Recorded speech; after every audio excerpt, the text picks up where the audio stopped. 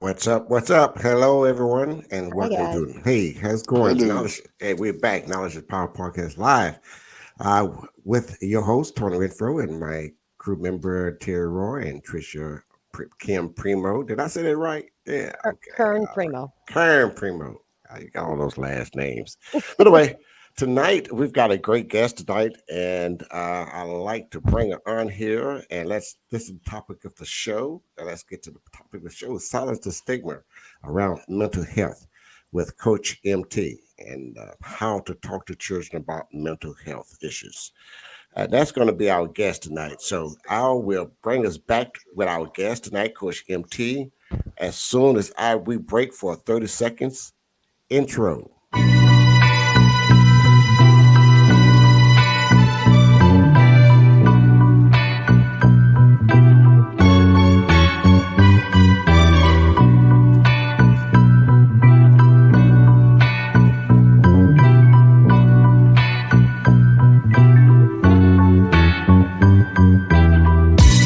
Welcome to Knowledge is Power Podcast Live with your host, Tony Redford,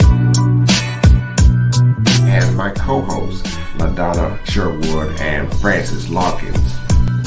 Knowledge is Power Podcast Live starts now.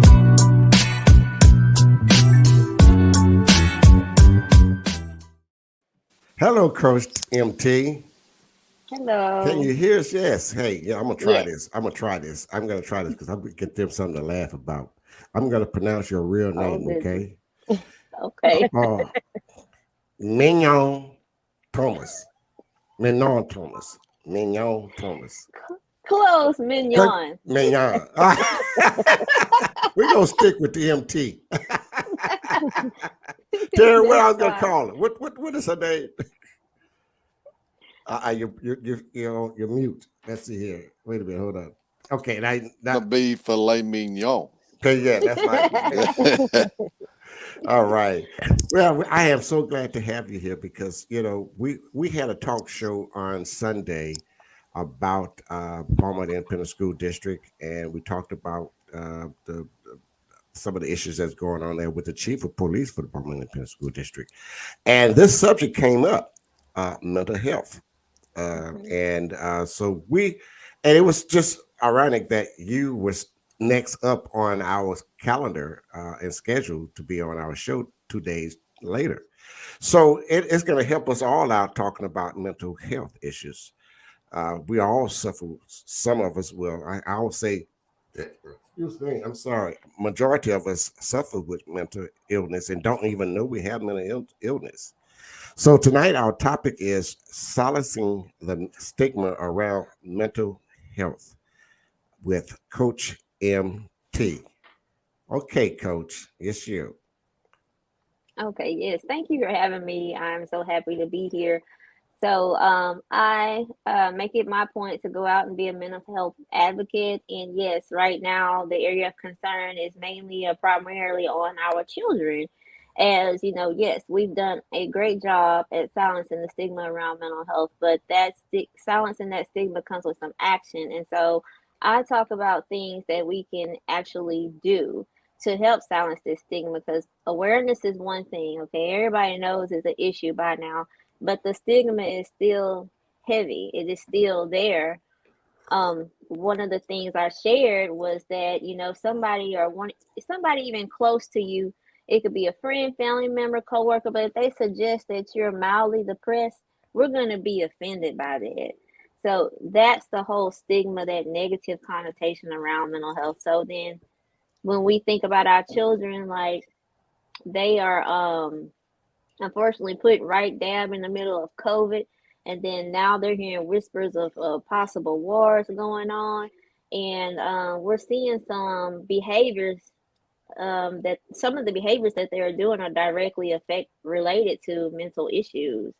And a lot of these issues are normal. They just need to be guided through it. And that's part of the mental health piece that I try to zone in on: mental wellness, mental health. And if we can prevent them from developing some of these things like generalized anxiety disorder or depression, we really could prevent that. Like I share openly and candidly that I struggle with major depression and generalized anxiety disorder every single day. But to my understanding, from what my doctor told me, is that if we I would have got treatment early on, and I can remember my first anxiety attack being around 13 years old.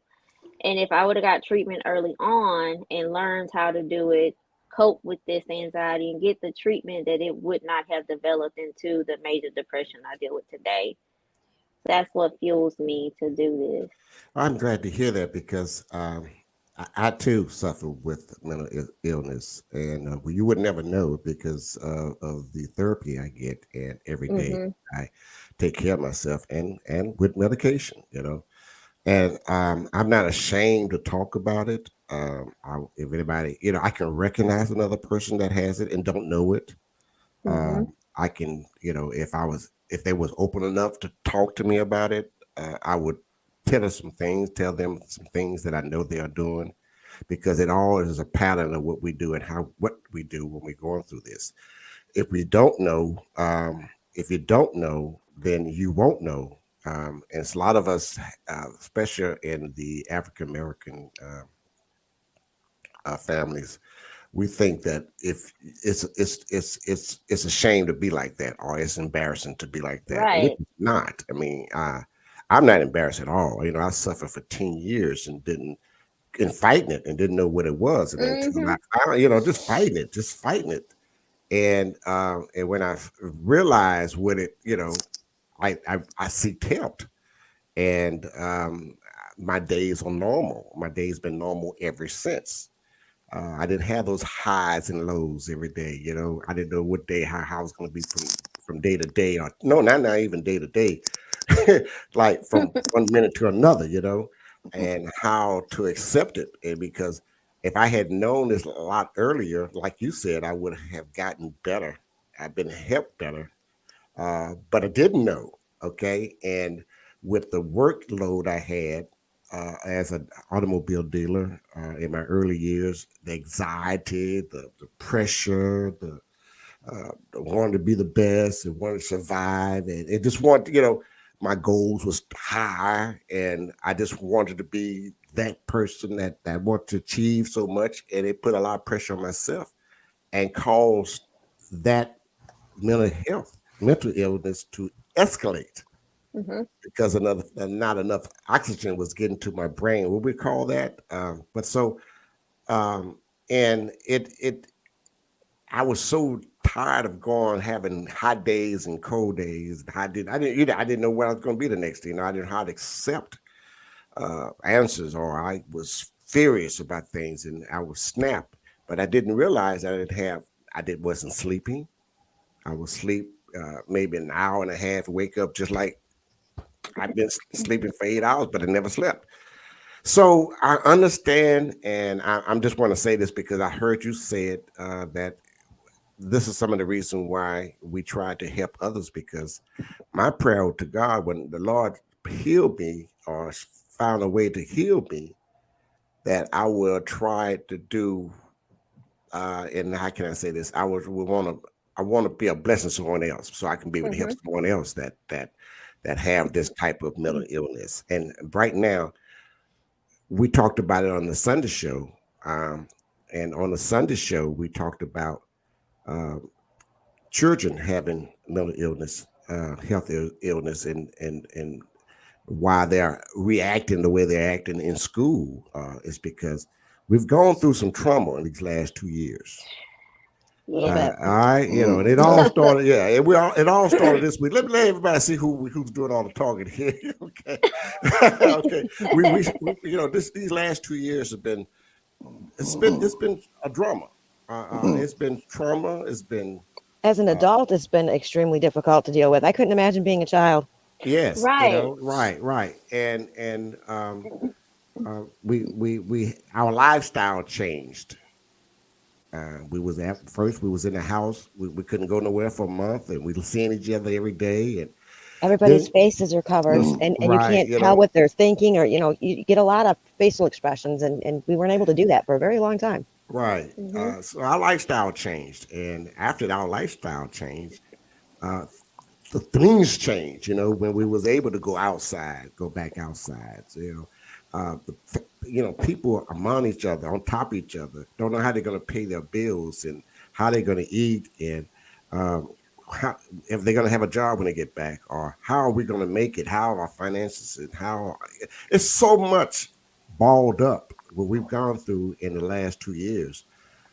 I mean, a parent is going through it. They're having mental Mhm. issues, and so you Yeah, imagine a child is going through it too because hey, they don't know how to react to nothing because yeah, you Mhm. and know that's kind of what I was asking the chief because he said it was more like a 1% of kids that had issues like as far as mental hmm in school, and I find that hard to believe. So do I. Me I don't too. know if that's what you think, but one Behavioral percent health is. is influenced by mental health, I would think. Yeah, but do you think it's a difference between the mental health and maybe chemical imbalances it could in be the chemical brain and imbalance. things like Well, that? Yeah. Chemical most imbalance is mental a lot. disorders are Yeah, chemical that's what this imbalances. disorder, right? Yeah. They Hmm. Because I all. was Yeah. chemical imbalance. I was Yeah, imbalanced. Exactly. I me was too. imbalanced. You couldn't line me up for nothing. And a lot of, when kids Right. lash out and they misbehave, it usually comes off as angry, and anger is fear manifested. and Yes. So all, and let's not leave the parents out because the parents are not doing what they're supposed to do as well at home.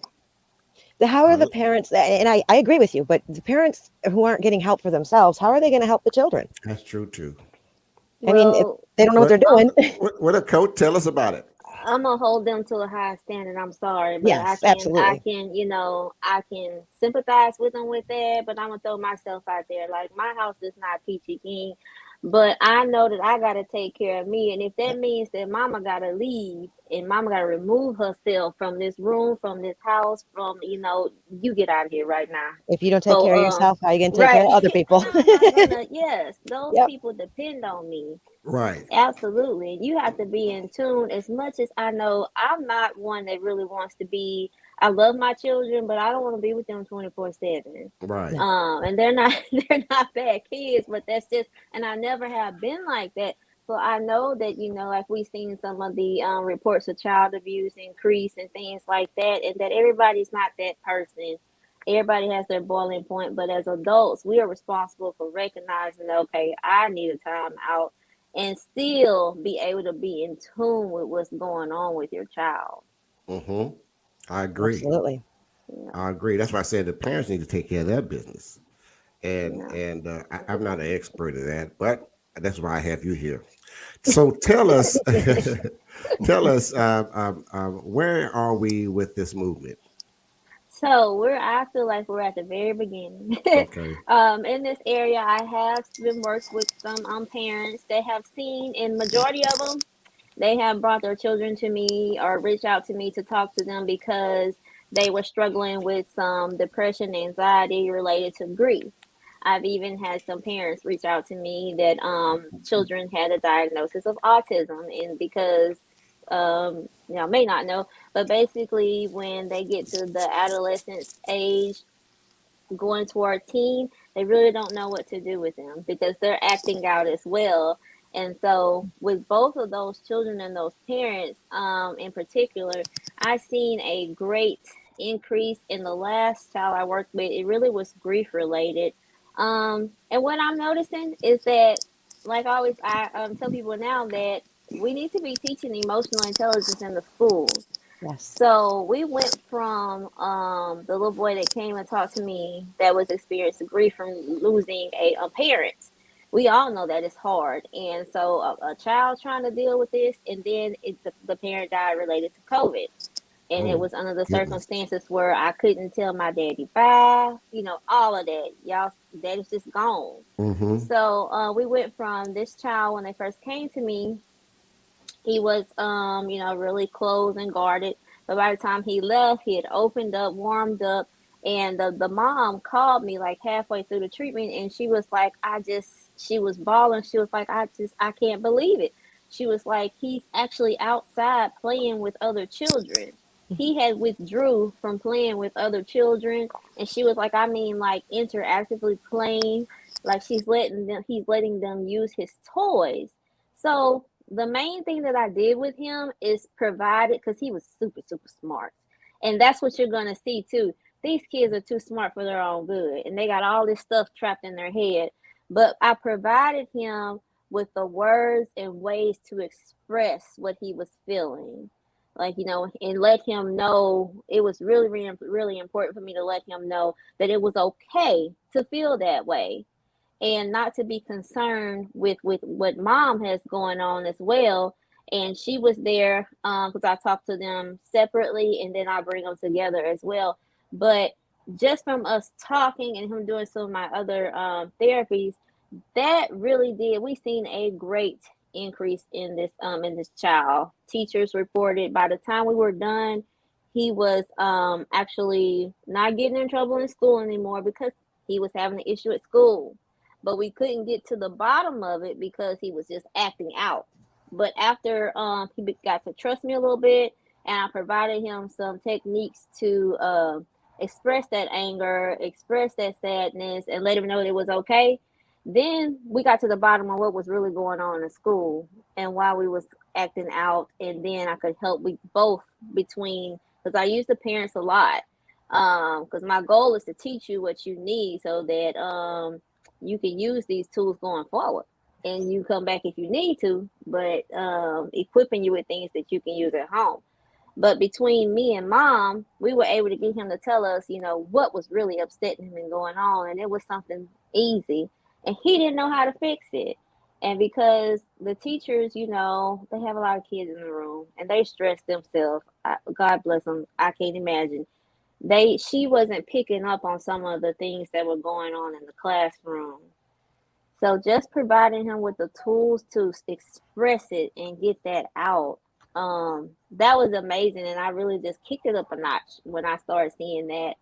And it touched my heart also when the young man that had a diagnosis of autism, when he came, because his mom had to go pick him up from school just about every day because he was going to the nurse and he was pretending to be sick. And back in the beginning of COVID, all you had to do is look like you wanted to sneeze, and they're gonna call your parents, tell them to come get you. So that's what he was doing. But really what it was is that he was a little bit older and having some difficulties expressing how he was feeling about the way they were treating him, because his body's going through changes. In middle school, they're not treating you like a child anymore, and he didn't know how to express it, and it was different. But when I seen him progress, and she reported back as well, I was like, wow, okay. And the last thing that I did was speak at a school. And we all remember being in school when they brought speakers in. And I know I was one, but like, oh, goodness, can they hurry up, sleepy, But the fact that the children were engaged, this was middle schoolers. And so they were ears up, eyes perked. They were responding back because I talk in a way to where I'll ask questions, but I'm not really expecting them to answer me. But if they do, that's great. They answered every question. So I told the administrators before I left, I said, these are the topics that you need to be talking about with these children, because the fact that they are engaged tells me that they are experienced this and they are paying attention and they need help.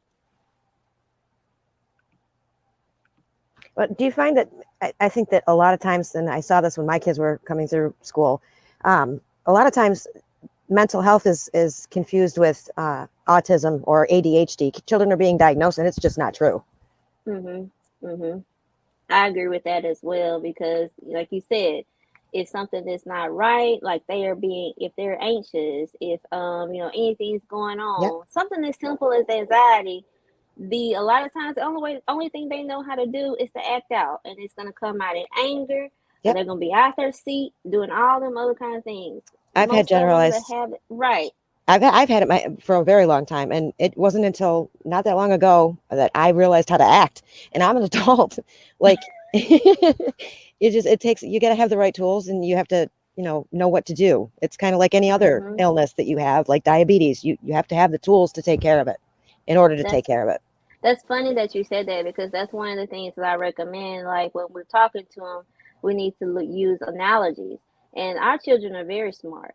So Hmm. when you're talking to them about mental health, talk to them in reference back to like a disease they understand, like diabetes. Most of them understand that because unfortunately they probably have a parent, a cousin, a grandmother, or somebody that have sugar and have to take that insulin shot, or you have to help her stick her finger or something like that.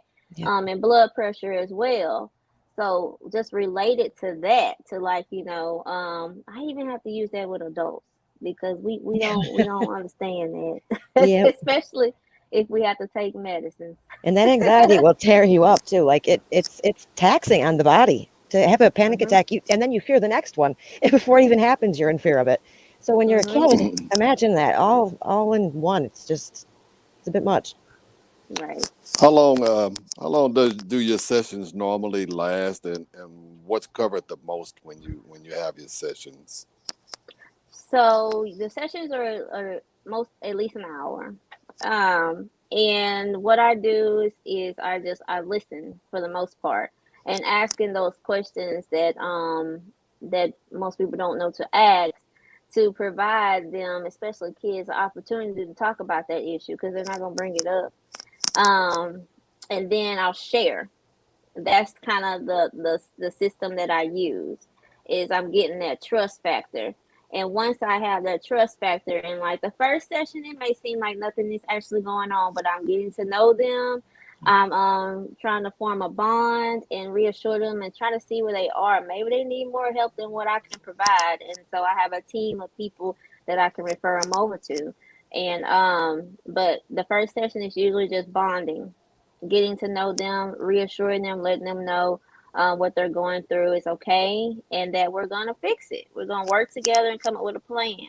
Later on, then I'll provide them with some coping skills and then teach them how to use them and then get feedback. Sometimes I give homework as well because I want to know like what you were feeling in that moment.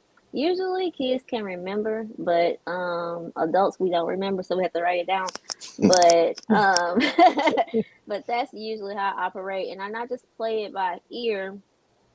As far as when I'm like, okay, I'll keep them for at least 6 weeks because I feel like that's a good gives me a good idea of where they're at. And in that time, if I don't see any progress whatsoever, okay, I'm gonna be upfront with you because at the end of the day, I want to see you get help. It's it's not about money. The money will come, but I want to see you get help. So I'll pass you off and be like, okay, I don't think that this is what they're needing. It usually won't take me that long to pick up on that. It won't at all. But I'll pass them on to the next person or make a recommendation for them to go see some of the people on my list for medication and stuff like that. Once you like it's a seem like it's a stigma in the black community for kids and even parents to get help. Hmm. And once they do come, and what are the most reasons you find out why they didn't come in the first place? A lot of them will say, what will they? Some of them will say, I didn't know what to do, or they'll say, I thought I could handle it on my own. Especially with grief, because most of the people that reach out to me are struggling with grief, depression, and anxiety, because those are like the three areas that I really specialize in, professionally and personally. So I speak about it a lot. But usually that's what they come from. They'll be like, well, I thought it was going to get better, but they're at that point to where it's bothering them or hurting them. I call it the pain point. They're hurting enough to where they realize something's got to give.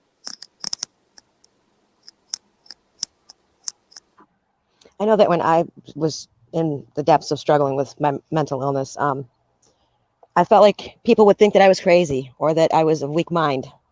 And if it had been my child, I would have felt like, I somehow failed as a parent, and that would have stopped me from getting help. And are there resources available for parents who don't know what to do? Like they want to do something, but they just don't know. And are there early warning signs before the child is in all kinds of trouble and, we Hmm. get that far? Are there things that parents can look for that will help? Yes, if you notice that your child has been one that's really sociable, they'll come out and talk with the family and stuff, and all of a sudden they're just staying in the room. a lot of times we'll dismiss that and be like, oh, they're just being a teenager, they're just being a kid. No, go in there and see what's going on. Or when they are down, will they not talk to you? Are they wearing their hair kind of like in their face? The mask, my child in Mhm. particular did that. The mask provides them, like some of those that are struggling with depression, the mask provides them an actual mask that they can hide behind. Uh-huh. Um, Pick up on, are they oversleeping? Are they not interested in things that they normally would be interested in? Like, do friends not call or come over anymore? If you mention something, like if you say, okay, you want to go see such and such, being that we now that we can actually go out and do things, and like, no, I'm good. You just notice like a withdrawal, something that it really boils down to you knowing your child and knowing their habits. Hmm. And your little ears may not pick up the first time they do it, but the second or third time you're gonna be like, wait a minute, what's going on? So pay attention to little things like that, and then talking with the teachers, seeing how they're acting in the classroom. I did it and Hmm. found out that when one of my children was struggling, thank God for the teachers that he had. She would tell me that he would wear the mask on his face, had his hair in his face, and sit down, slump down in the chair, and stuff. And then when somebody would speak to him, like he would barely speak back. I'm like, what? you know. But come to find out, he was struggling. Do y'all offer parents tools to go by once they finish y'all session in order Yes, to keep it going? absolutely. And I follow up with everybody. When I feel like we're done, the door is still open, and I tell them, like I'm not gonna send you an invoice if you want to contact me and be like, hey, I need help. Do you think? I'm really honest about that. And when the parents come, I'll give you tools from the beginning. And when we first talk, like anybody that's watching this, if you go to the National Suicide Hotline's website, they have all kind of tools and jewels on there to teach you how to talk to someone about suicide, depression, anxiety. And just one thing I really like to silence is that talking about suicide does not put that thought in someone's head. That if that thought is in their head, it They're got gonna there a do it. long time ago. Yep. Yep. You did Usually not people do that's it. usually people that's gonna do something to themselves, they don't really talk to people about it. They just do Mm-mm. it. Right. And people that talk Mm-mm. about it really need help and are Yeah, they seeking help. they want the help. Yeah. Exactly. Yeah. Exactly. So I know, like, I frown upon people when they pick on folks, and they get on Facebook and they be like, man, you need to get a diary. Well, I'm glad that they said something so we can get them some help. I've helped more people in my personal life, getting the crisis team out there to them through Facebook or something like that than I have in professional. And we were able to get them because of something they posted, and I was able to contact the crisis team, talk to them, and then be that bridge, because I said we have a gap in healthcare, and that's what really my mission is to close that gap, because I've seen firsthand, as even being in the mental health field, how it's easy for someone to fall through those cracks. It's hard to get folks help when it gets to that.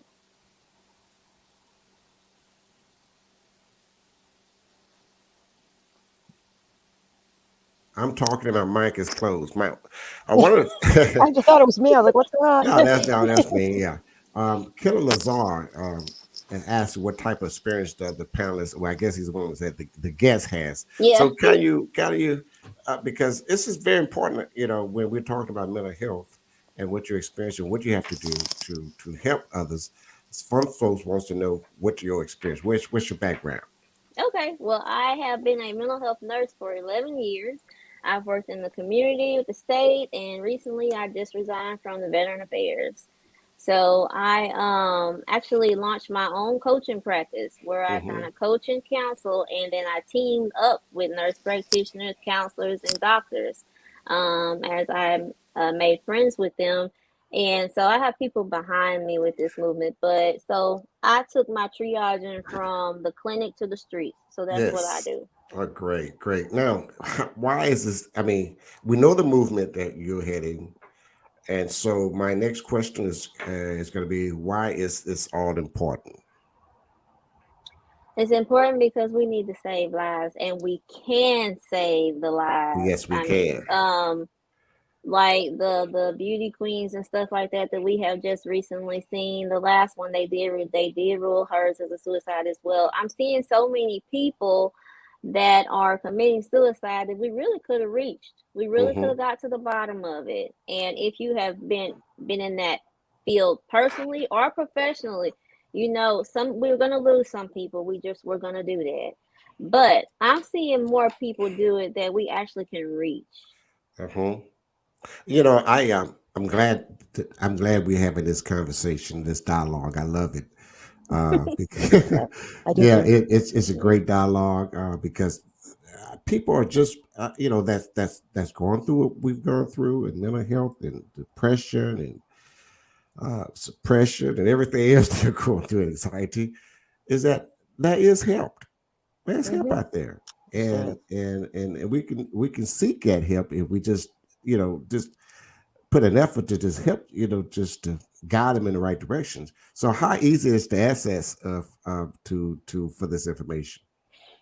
So it's as simple as a text message. If you or someone you know is experiencing thoughts of harming yourself or someone else, you can text home to 741-741, and there are counselors, volunteers that are there to correspond back with you. And just because you text or reach out to them, the people, the goons are not going to come and kick in your door, Right. but they really want you to text so that we can, talk these people down, get them into, if they need to go to the hospital, go to the hospital. If they just need to get set up with a counselor, get them with a counselor. But getting the help to you, and I really reference the home one because that's the easiest one to remember. You said Home home seven seven. four one, yeah, I'm sorry. Go ahead. 741. Right. Sorry, home to 741-741.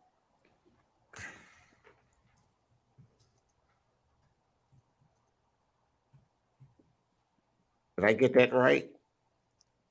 Oh, you Let's putting it see. in here too? Oh, you're doing it. Let's see. Let's see. You say home, HOME, Mhm. 741 741. 741.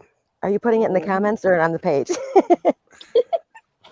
I'm putting it on the page. I'm putting it on the comments. All right, there we go. I'm gonna put it on the page. Let's see if it. That's it. That's it. All right. Now this number is to for whom?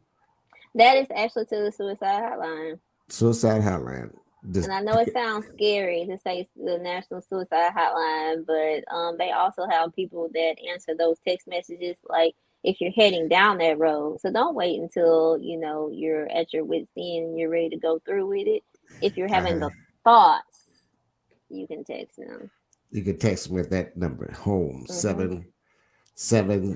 7741741. Okay, got that. You can text that number home 741-741. That is awesome. I am so glad to have you here. Just explain to us about some of the things that we like. And this is life, Right. and you don't have to be born with it. You don't have to inherit it. It'll happen. And as simple as therapy, um, medication, and you're on the road to move on with your life. And that's what Hmm. I've experienced. I once I take one a day, and I mean I'll tell you what do I do. I take Lexapro. I take I take one Lexapro a day. Yeah. Get up in the morning with it. Boom. That's first thing I do. Hmm. And I'm living better. I'm sleeping better. I'm resting better. I feel better. Hmm. I'm not having a hot day or hot, cold day, or I'm not down, I'm not flexurating. I'm moving just like that, just smooth Hmm. across the board. And I've been like this now for the last 10 years. That's So awesome. just imagine, and let me tell you this, and I'm not shy to say talk about it, but it was time when I knew that I was in one of those real deep depressed time, and I didn't know how I was going to react to anything. I stayed in. I would stay in and Yes. close in the room and don't even come out for days Yep. Hmm. Yep. until I was able to come out of it, and I'm okay. For some But people, that solitude becomes addictive almost, because you feel Yep. better when you're alone and you're not blowing up on people. So you just stay that way. Yeah, Mhm. I would blow up on you in a heartbeat. I mean, Me too. I mean, I would jump. Oh, you better not say nothing crazy to me. I'll bust you. I just jumped you. My Right, tongue was right, sharp. I was just. Don't Uh, even look at me like that. and then after right. I do it, I think about it. I said, now why did I do that? That was very hurtful. You Yep. And know, then there comes, the guilt and the grief, and you're like, right? oh, Yeah. Then we act like nothing happened. We've done anything to anybody. Okay, like life's supposed to go on after we get right. You laugh. You know it's true, huh? Yeah, I know that firsthand. So I'm only like what? I'm only probably my dad died about 3. Yeah, I'm only about 3 years in Yes. to I've been was stuck in that state for the majority of my life. And the most beautiful thing was after I got on the medication and got into therapy was the one day. I think it takes about, y'all be patient, if you get diagnosed with depression, it takes a while for the medication to start working. Right. So after they found the right medication and I was on it for about 3 months. I came to work one day and I was just like, I felt like I was missing something, like I left something, like I Mm-hmm. lost it. And then I looked and I realized, I was like, this is the first time that I can remember, and I don't know how long, that I was not anxious. And now I think about some of the comments that people would say to me in at work. They would be like, they would come to me with all these extreme things going on. I just be like, okay, we're gonna do this, this, this, and this. And they was like, did you work in the ER? I'm like, mm-mm. And I realize now because I was stuck in an anxious spot. So Right. there was yep, Right. nowhere for me to go. I was not Right. me functioning, too. And Right. it you was crazy know? because if I'm the calm one, there's a problem. Right, Right. Right. So then I was Man. the calm right. one, and I was like, oh, this is so much better. And you know what was so Hmm. funny? It's not funny today now, but I think about before then, before I had recover and all that good stuff, and they found out what was wrong with me, and I got my life in order. I was still in business. I was still grinding day to day and day and night, and I didn't sleep because I was up grinding in my mind. Hmm. Even when I was Yep. supposed to be asleep, I'm grinding in my mind. I'm thinking about things that I need to do for today, tomorrow, the next day, next week. I just couldn't shut down. Yep, I struggle with that now. I that's have a hard me. time shutting down. I have a Hmm. hard time shutting down. Folks say, "Well, what do you do now?" Well, I I I have a hard time shutting down from a day because of my activities, my work activity, and my businesses. And when I get in, how I unwind is that I read and write.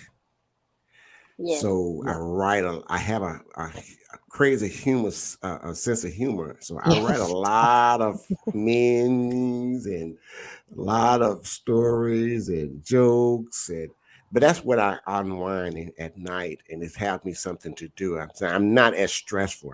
I'm laughing to myself about things that comes to my mind and my head that I write and I read, and so that's for to say you go on my Yes. if you go on my profile page, you'll say, "Boy, this guy here is crazy," I but do Yes. it it's I'm. just too.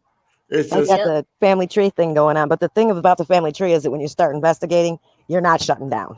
right, I'm right. relaxed, No. but I'm not shutting down. Right. I just Mhm. it's hard for us to do that, and I look at my parents, and on my dad on his side of the family, they had this issue, but they were the older generation that didn't believe in getting help. Yep.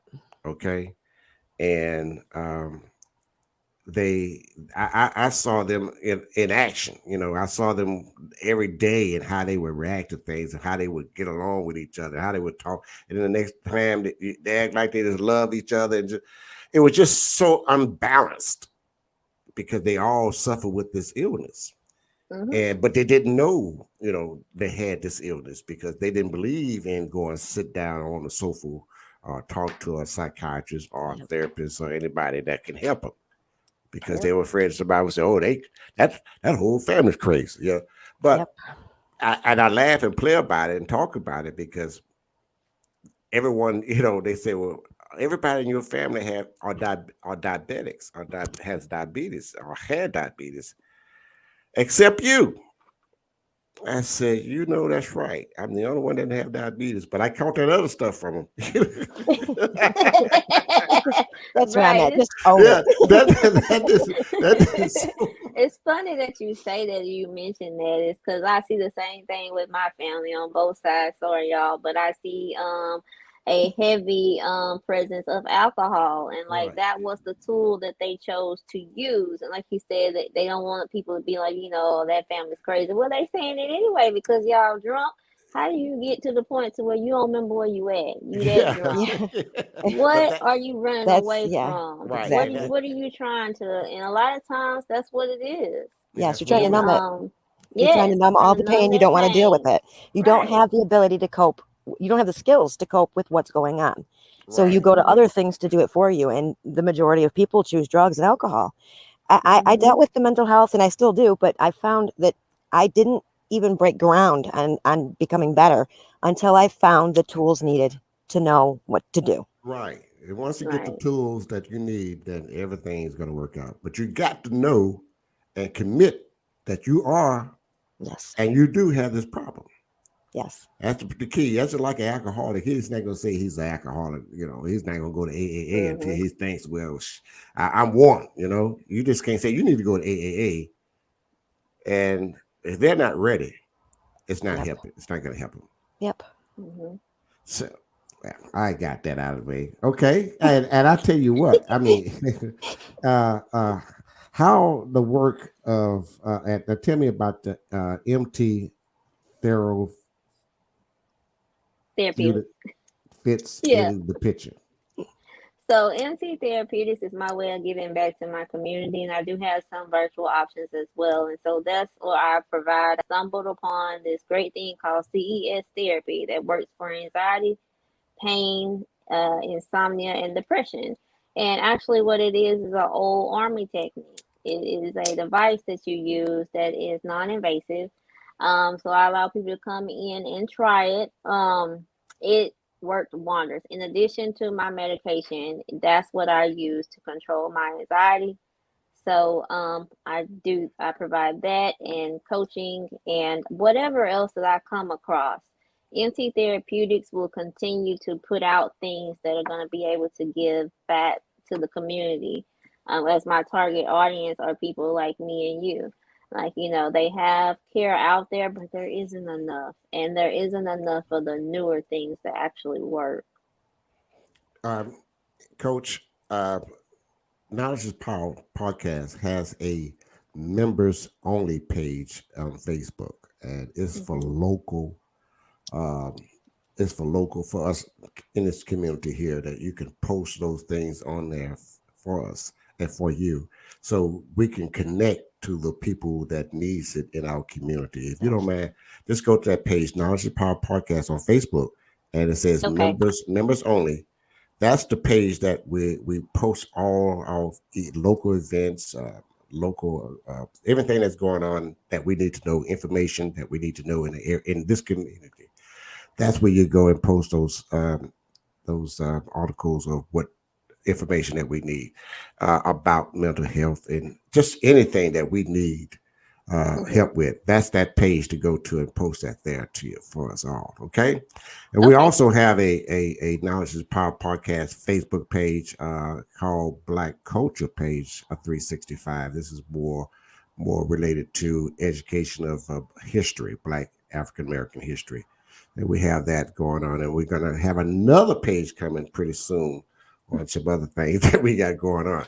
But we thank you again. We thank you so much, Coach MT, for being our guest. And I hope it touched someone, it helped someone, it can connect with you. That Hmm. is that a number or a way of connecting with you? And I have one more question before you tell Okay. us all that information. Is that how? One more time, how can we talk to our children about mental health, especially those Sure, in the sure. schools? Yes. So how can we talk to our children is we can just be as matter of factly as you can. Bringing out, asking them, are you experiencing any anxiety? Then defining the term and relating it to something that they really can relate to, like the heaviness in the chest. Do you feel nervous? Do you feel like something's bad is about to happen? And reassuring them and letting them know that it's okay to have those feelings and encouraging them to reach out. A great tool to use is regular disorders that some of us have, like blood pressure and diabetes. Relate the tyrants back to that, because most of our children are educated on that and they can understand that. I use that with adults as well, but reassuring them that mental health is just as important as physical health. And while if you figure out or stumble upon that they're having some trouble with some of these things, start this early because we started it late. Encourage them to practice self-care, and self-care can be as simple as exercise, taking time to medicate, and journaling. Encourage them to journal. Thank you, Coach MT. I'm not gonna try to say your name, okay? I Okay. chop that name all up. Yes, But we and you thank you, can. No, thank Megan. Yeah, you. And thank you you can so reach much. me at Yes. what did you say? 409-235-1400 or mttherapeutics.com. All right. I enjoyed your talk, and So we're did gonna I. keep Thank it you. on, and we're gonna Thank share it. you. And I want those who are watching or listening to share this podcast. This is a great listening to. It's something that we need to know about and be aware of. Thank you Absolutely. again. We love Thank it, you. and we'll be back on Sunday. Knowledge is Power will be back on Sunday at 7 o'clock with another guest. Thank you so much, babe. Thank you. Thank you for watching Knowledge is Power Podcast Live. Be sure to like and subscribe to all Knowledge is Power social media pages.